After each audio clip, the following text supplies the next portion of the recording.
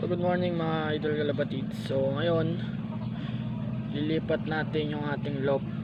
So hindi po ito nabibidyoan tong bagong style na naman ng loft ko kasi dahil nga busy sa nakaraang ilang buwan dahil nga sa isa po tayong estudyante. Hindi po ako makapag vlog dahil sa mga studies, sa mga schoolworks at iba pa. So tuturo ko lang sa inyo kung saan ko ililipat yung ating loft. Yung loft po na tinutukoy ko is ito, no? Baka sa ilang videos ko nakita nyo ito.